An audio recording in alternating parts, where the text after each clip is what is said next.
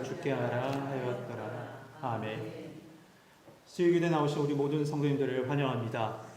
한 주간 평안하셨습니까? 다시 한번 선포합니다. 하나님의 평안이, 예수 그리스도의 평안이 여러분과 함께 하시길 소망합니다. 요즘 취업을 하는 데 있어서 많은 것들을 요구한다라고 합니다. 예를 들어서 여러 자격증도 그렇고 시험 성적도 그렇고 인턴 경력도 그렇고 사회봉사까지 참 여러 가지 것을 요구합니다.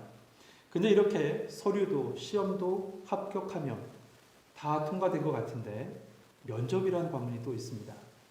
여러분, 예전에는 이 면접이라는 게 어떻게 보면 형식적으로 통과 의례처럼 그냥 지나가는 그런 형식적인 시간이었습니다. 누군가 그런 얘기를 하죠. 면접관 뺨때기만 때리면 그냥 합격했다고. 그런 얘기들 많이 했었어요. 근데 지금은 신층 면접이라고 해서 체계적으로 면접을 한다라고 하죠. 근데 이 면접 항목 중에요, 하나가 있는데 그게 뭐냐면 존경한 인물이 누구냐라는 것을 꼭 묻는다라고 해요. 왜 존경한 인물 혹은 멘토를 묻냐 하면 이 사람의 가치관이 어떤지, 그리고 누구에게 영향을 받았는지를 알아보기 위해서 그렇다는 거예요. 그 사람의 성격과 그 성향을 알기 위해서 그렇다는 거죠. 그래서 존경하는 인물을 이 취업 준비생들이 될 때요, 너무 평범한 사람도 아니고 또 자신만 알고 있는 사람을 돼서도 안 된대요. 그러다 보니 이때 자주 언급되는 사람들 여러 명 있습니다. 대표적으로 누가 있냐면 조선의 왕들이 있어요. 세종하고 정조 같은 왕 말이죠. 또 김구 선생은 빠지지 않는 한 분이고, 또 뭐 IT 기업에 최근에 이렇게 이슈가 되는 어떤 창업자들 많이 이야기합니다. 국내를 넘어서 해외도 많은 인물을 이야기하는데, 당연히 들어간 사람은 링컨, 루즈벨트, 철학자, 사상가들 참 많이 들어갑니다. 그런데 의외로요, 빠지지 않고 들어가는 성경의 인물이 있습니다. 누굴까요? 어떻게 하셨어요? 참 눈치 빠르시네요. 맞습니다. 다윗이에요. 다윗 하면 예수님 믿지 않는 사람도 알아요. 그렇기 때문에 포괄이 되죠. 그리고 임팩트를 줄 수 있는 어떤 요소들이 참 많이 있다라는 겁니다. 네, 그렇습니다. 우리는 사무엘하 1부에 해당하는 1장부터 10장까지 쭉 말씀을 보면서 그러한 다윗의 면모를 쭉 많이 보았습니다. 그는 어디로 가든지 기도했고 어디로 가든지 하나님께서 함께 하심을 보았습니다. 또한 하나님의 영광을 위해서는 자기의 목숨까지 내놓던 사람, 또한 말씀대로 살려고 했고 하나님의 뜻이 무엇인지 분별하며 살아갔던 사람이 다윗입니다. 그러한 다윗을 하나님이 어떻게 하셨습니까? 이스라엘뿐만 아니라 동서남북에 포진되어 있던 그 이방 나라들에게조차도 아주 존귀한 밖에 하나님께서 해주셨습니다. 혹여나 그 이방 세력들에 대항할지라도 하나님이 어떻게 하십니까? 다윗으로 큰 승리를 얻게 하셨어요. 정말로 다윗은 하나님을 사랑했고 하나님은 다윗을 세워주시고 보호해 주셨습니다. 참 조화로운 삶 같아요. 다윗은 하나님을 사랑했고 하나님은 다윗을 세워주시고 보호해 주셨다. 여러분의 인생이 그런 인생 되길 소망합니다.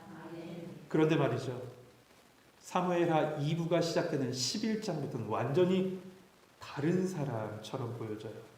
아니, 이 사람이 같은 다윗일까? 정말 맞아? 그 사람 맞아? 할 정도로 정말 다른 모습이 보여집니다.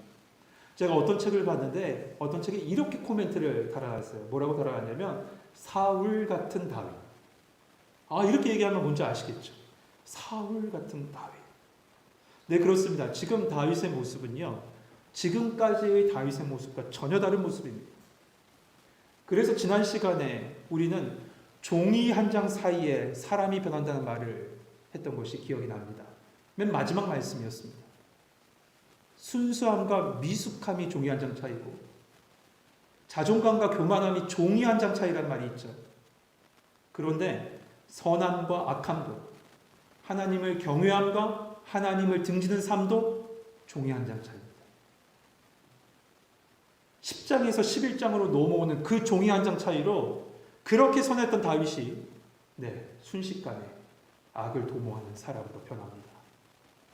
여러분이 가지고 계신 성경책 중에는 아마 10장과 11장이 같은 페이지에 있는 분도 계실 겁니다. 그런데 그것이 사람입니다. 선했다가도 순식간에 넘어지는 것이 사람입니다. 그러므로 여러분, 오늘 말씀을 볼 땐 이 다윗의 악함을 정죄하고 책망하면서 보는 것이 아니라 그 안에 담겨져 있는 우리의 모습을 보는 시간 되길 원합니다. 그리고 그런 우리의 죄악을 깨끗이 씻기기 위해서 이 땅에 오신 예수 그리스도만 바라보시는 은혜의 시간 되시길 축복합니다. 우리는 지난 시간에 1절부터 5절까지 말씀을 보면서 어떻게 다윗이 이 죄를 짓게 되는지 그 죄의 시작을 봤습니다. 10장으로 먼저 이 말씀이 이어져야 되겠죠. 10장에서 암몬과의 싸움이 있었어요. 근데 그 싸움이 끝나지 않았습니다. 그래서 싸움이 시작될 즈음, 겨울이 지나고 싸움이 시작될 즈음에 다시 암몬과의 전투가 이루어집니다. 이 전투에서 다윗은 최전선에 가서 진두지휘해야 돼요. 이 이스라엘을 이끌고 나가야 됩니다. 예전의 모든 싸움은 왕이 최전방에 서서 왕과 왕대 싸우는 싸움이었습니다. 이렇게 진두지휘해야 될 다윗이요. 그런데 군사들은 보내놓고 본인은 예루살렘에 머물러 있는 거죠. 그리고 궁정에 남아서 뭘 합니까? 늦잠 잡니다. 낮잠을 자요. 자다가 저녁에 일어나요. 그래서 그 지난번 말씀의 제목을 이 낮잠을 잤다, 저녁에 일어났다 이 포인트를 두고 이렇게 정했었습니다. 실패의 밤. 네, 실패의 밤을 지금 지나갑니다. 이 다윗은 낮잠에서 깨서 저녁 때 일어납니다. 그리고 일어나서 옥상을 거닐다가 정결 예식을 위해서 목욕을 하고 있던 여인 밧세바를 보게 되죠. 그런데 그때 그 시선을 돌리기만 하고 하고 그냥 돌리기만 했다면 끝났을 거예요. 그 순간에 음욕이 그의 마음에 들어와요. 그리고 그 마음에서 움직이기 시작합니다. 음욕이. 나태함에 뿌려졌던 그 욕망의 씨앗이 움직이니까 다윗 또한 죄의 길에 들어서기 시작합니다. 그 결과 어떻게 되죠? 다윗의 충성스러운 군사였던 이 우리야, 그 우리야의 아내 밧세바를 취하고 결국에는 임신하게까지 됩니다. 오늘 말씀은 이처럼 자신이 저지른 죄를 감추기 위해서 더욱 악해져가는 이 다윗의 모습을 보게 됩니다. 오늘 말씀을 묵상하면서 메모를 하는데 말씀을 읽다가 야고보서의 말씀이 생각이 나는 겁니다. 야고보서 1장 14절에서부터 15절의 말씀인데 이와 같이 말합니다. 오직 각 사람이 시험을 받는 것은 자기 욕심에 끌려 미혹됨이니 욕심이 잉태한 즉 죄를 낳고 죄가 장성한 즉 사망을 낳느니라. 다윗은 자신의 욕망을 멈추지 못했습니다. 그리고 미혹되고 말았어요. 첫 번째 미혹입니다. 그런데 그 욕망이 죄를 짓게 하죠. 죄를 낳게 된 겁니다. 이 다윗의 죄는 더 치명적인 상황을 이끌고 가요. 밧세바가 임신하게 되고 말았죠. 이때 말이에요. 다윗이 그 자리에서 회개하고 정확하게 이 모든 상황을 풀었다면 다 끝났을 것 같은데. 그런데 그때 다윗은 자기의 힘으로 이 모든 문제를 스스로 해결하려고 합니다. 죄가 장성하기 시작한 겁니다. 그 말씀이 오늘 본문에서 더 확실하게 드러나죠. 그래서 오늘 말씀의 제목을 이렇게 정해봤습니다. 죄의 무서움. 같이 따라합시다. 죄의 무서움. 죄의 무서움이라고 이렇게 주보에 내놓고 나서요. 말씀을 또 묵상하는데 죄의 무서움이 뿐만 아니라 죄의 무거움이기도 하구나라는 생각을 해봅니다. 죄는 그렇습니다. 쉽지 않습니다. 무섭고 무거워서 옮기기 어렵습니다. 한번 내 안에 들어오면 말이죠. 어떻게 그 죄가 무거운지 그리고 무서운지 우리 6절 말씀 읽으면서 말씀 안에 들어갑시다. 6절 같이 읽겠습니다. 시작.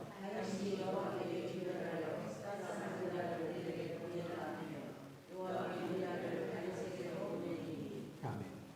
다윗이 요압에게 전령을 보내서 전쟁터에 나가 있는 그 우리아를 소환해 옵니다. 왜 불렀습니까? 그 우리아와 밧세바를 동침하게 해서 이 임신한 아이가 우리아의 자녀인 것처럼 속이기 위해서, 그렇게 하기 위해서 지금 우리아를 전쟁터에서 소환해 온 겁니다. 그런데 다윗이 우리아가 돌아오자마자 아주 뻔뻔하게 요압의 안부와 군인들의 안부를 묻습니다. 마치 전시 상황이 어떻게 돌아가는지를 알기 위해서 이 우리아를 부른 것처럼 그렇게 말이에요. 자기의 검은 속내는 감춘 채 어떻게 한 겁니까? 악한 계획을 위해서 일단 빌드업 친 거예요. 그렇게 해놓은 겁니다. 그러면서 이어서 자기가 원하는 바를 이야기하고 원하는 바대로 행하기 위해서 배려하듯이 우리아에게 이렇게 말하죠. 8절 말씀에 그가 또 우리아에게 이르되 내 집으로 내려가서 발을 씻으라 하니 우리아가 왕궁에 나가매 왕의 음식물이 뒤따라 가니라. 여기서 발을 씻는다는 말은 히브리인의 관용적인 표현입니다. 어떤 뜻이냐면 휴식을 취해라 라는 거예요. 이 사막 지역이었던 이 팔레스틴 지역, 이 팔레스티안 지역에서 하루 일과를 끝내거나 여행을 마치고 집에 돌아가면 무엇 먼저 하겠습니까? 샌들을 신고 있는 그들의 발이 먼저 들어가졌을 거 아니에요. 그러니까 집안을 더럽힐 수 없으니 제일 먼저 발부터 씻고 휴식을 취합니다. 거기서 나온 말이에요. 휴식을 취하라 라는 겁니다. 그런데 다윗이 지금 말하고 있는 이 말은 어떤 그런 니네 습관적인 행동처럼 밖에 나갔다 돌아오면 발 씻지 그렇게 발 씻어 이 말이 아니겠죠. 이 말은 아유 고생했으니 이제 빨리 가서 쉬어. 그리고 아내랑 좋은 시간 보내. 이렇게 얘기하고 있는 거죠. 다윗의 속셈이 들어간 그냥 배려의 말이었던 거예요. 속셈이 들어간 배려의 말이에요. 그런데 우리아가 어떻게 합니까? 9절 말씀 볼까요? 그러나 우리아는 집으로 내려가지 아니하고 왕궁문에서 그의 주의 모든 부하들과 더불어 잔지라. 우리아는 집으로 내려가지 않습니다. 그리고 왕궁문에서 부하들과 잠을 잤다라고 얘기했습니다. 왕궁문에서 잠을 잤다는 게 뭘까요? 왕궁문 앞에서 텐트를 쳐서 잠을 잤다. 그게 아니라요. 이 왕궁문을 지키고 있는 수비대들이 있는데 그 수비대들의 숙소가 바로 근처에 있답니다. 그 근처에서 지금 같이 군인들과 함께 잠을 잤다는 겁니다. 그렇다면 왜 그렇게 했을까요? 우리아는 신명기에 보면 전쟁 중에는 여성과 가까이 하는 것을 금하는 관례가 있었습니다. 그는 아마 이것을 따랐던 것으로 보여져요. 그런데 그보다 더 큰 이유가 있죠. 그게 뭐냐면 동료에 대한 의리였어요. 동료에 대한 의리. 이 자세한 말은 이후에 나옵니다. 이처럼 우리아가 이 자기의 집으로 내려가지 않았다는 소식이 다윗에게 당연히 들려지겠죠. 아마도 8절 하반절에 나왔던 왕의 음식물을 배달하러 갔던 그 사람들이 우리아가 오지 않았습니다. 집으로 가지 않았습니다. 라는 말을 다윗에게 전했을 겁니다. 이 왕의 음식물을 잠깐 짚고 넘어가면 음식물이라는 이 단어는 사실 선사하다라는 뜻이거든요. 그렇기 때문에 왕의 음식물도 포함된 선물을 이야기해요. 왕의 선물. 그러니까 왕의 선물을 우리아에게 보냈는데 그 집으로 보냈는데 우리아가 없으니까 그 이야기를 다윗에게 이야기한 거죠. 지금 다윗은 자신의 계략이 먹히지 않자 아마 굉장히 난감했을 겁니다. 그리고 당황했을 거예요. 그래서 어떻게 합니까? 우리아를 재소환하죠. 다시 소환합니다. 그리고 말합니다. 10절 중간에 보면 다윗이 우리아에게 이르되 내가 갈 길을 갔다가 돌아온 것이 아니냐 어찌하여 내 집으로 내려가지 아니하였느냐라고 합니다. 왜 집으로 가지 않았냐라는 거예요. 이때 우리아가 아주 중요한 말을 해요. 이 말씀에 가장 핵심이 되는 말씀이 11절 말씀인데요. 11절 말씀 같이 한번 읽어보죠. 같이 읽겠습니다. 시작.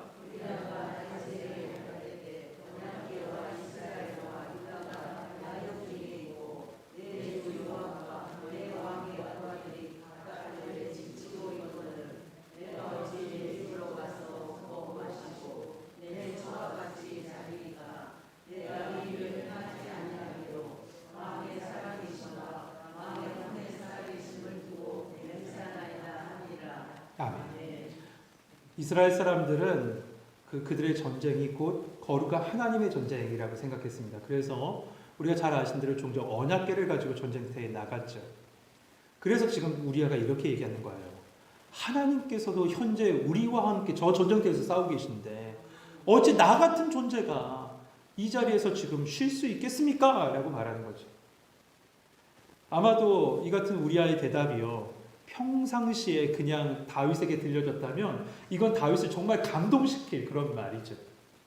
하지만 지금 다윗은 그저 실망한 대답을 듣고 있을 뿐입니다. 왜냐하면 다윗의 관심은 하나님의 영광 아니에요. 오로지 자기의 죄를 은폐하는데 그것에만 지금 관심이 있기 때문에 그래요. 그런데 여러분 이 말씀 다시 한번 음미해 봅시다. 이 우리아의 답변 속에 보면요. 언약궤, 이스라엘, 유다, 요압, 그리고 군대들 다 바깥에서 있다라고 얘기해요. 근데 누구만 없죠? 다윗만 없어요. 다윗만 없다. 이것을 우리아를 통해서 하나님께서 책망하시는 말씀이에요. 하나님도 있고 백성들도 있고 이스라엘 전체가 그 자리에 있는데 왜 너는 없냐 그 자리에. 이렇게 말씀하고 계시는 거예요. 여러분 이것은 우리아의 어떤 인간적인 지혜로 답변한 것이 아니라 하나님께서 우리아의 입을 통해서 그의 말씀을 하고 계신 겁니다. 여러분도 이 예배를 통해서나 말씀을 읽을 때나 그것을 통해서 하나님께서 하신 말씀을 들을 수 있게 되길 소망합니다. 하나님의 말씀은 능력입니다. 하나님의 말씀은 힘이 있습니다. 히브리서 4장 12절 13절 이렇게 말씀합니다. 하나님의 말씀은 살았고 운동력이 있어 좌울의 나이선 어떤 것보다도 예리하여 홍과 영과 관절과 골수를 찔러 쪼개기까지 하며 또 마음의 생각과 뜻을 감찰하느니라. 지으신 것이 하나도 그 앞에 나타나지 않음이 없고 우리의 결산을 받으실 이의 눈앞에 만물이 벌거벗은 것 같이 드러나느니라. 하나님의 말씀으로 지금 우리아의 입을 통해서 선포된 하나님의 말씀으로 다윗 스스로를 보게 하신 겁니다. 아주 분명하고 확실한 하나님의 말씀이었어요. 그런데 다윗은 어떻게 하죠? 정신 못 차립니다. 더 깊은 수렁으로 빠져요. 그래서 이제는 2단계 작전을 쓰죠. 뭐라고 얘기합니까? 12절 말씀을 좀 요약하면 이렇게 얘기하는 겁니다. 그래 오늘은 여기서 쉬어라. 알겠다. 하루만 더 있다가 내일 가라. 이렇게 얘기합니다. 그러면서 어떻게 하냐면 우리아가 어떻게 해서든지 내려갈 수 있도록 먹고 마시고 취하게까지 막 하죠. 그 자리에서 말이에요. 그러나 우리아는 끝끝내 내려가지 않습니다. 여러분 보통 여러분의 성경은 단락이 여기까지 나눠져 있습니다. 13절 말씀까지. 그렇게 표시되어 있죠. 네, 저도 여기까지 단락이 나눠지고 여기까지 다윗의 죄악이 끝냈으면 멈췄으면 너무나도 좋겠습니다. 그런데 보십시오. 제가 그 단락을 넘어서 2절을 더 읽는 이유가 있습니다. 다윗은 정말 이어서 무서운 죄악을 저지르고 맙니다. 우리아가 전쟁터로 다시 돌아가려고 할 때 요압에게 보낼 편지라고 하면서 우리아 편으로 보냅니다. 그런데 그 편지 내용이 뭡니까? 아주 충격 자체죠. 15절 같이 한번 읽어봅시다. 같이 읽겠습니다. 시작.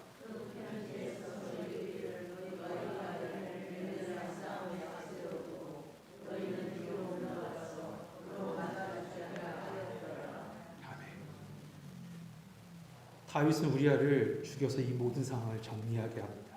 정리하려고 해요. 그것도 자기가 들고 가서 그 편지를 말해요. 성군이었던 다윗입니다. 그런데 다윗은 지금 이 지경까지 갑니다. 여러분 눈사람 만들어 보셨죠? 제가 겨울이 아니라서 눈 이야기합니다. 겨울에선 절대 눈 이야기 안 하는데 눈 이야기를 겨울이 아니라서 하는데요. 지금이야 어떤 도구가 있어서 눈사람 만들고 참 쉽더라고요. 아이들이 이렇게 하면 눈사람이 조그만 눈사람이 만들어지는데 예전에 그런 도구가 없잖아요. 그래서 어떻게 했어요? 눈에서 막 굴려서 이렇게 만들었죠. 그리고 보통 아주 크게 이렇게 만들었습니다.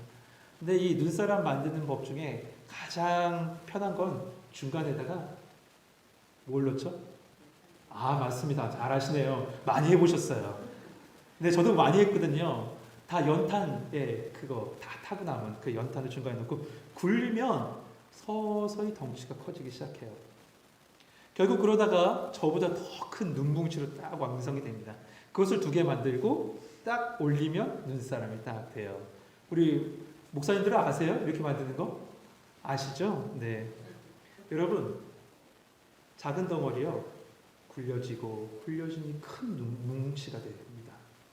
이것처럼 죄악이 다윗의 인생에 굴려지기 시작하니까 정말 걷잡을 수 없는 상황까지 가게 돼요.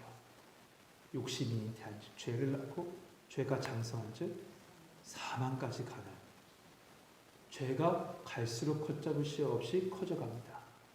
죄의 눈덩이가 커지고 장성해지면요 어떤 결과가 오는지 오늘 본문 말씀을 통해서 우리에게 분명하고 아주 확실하게 보여줍니다.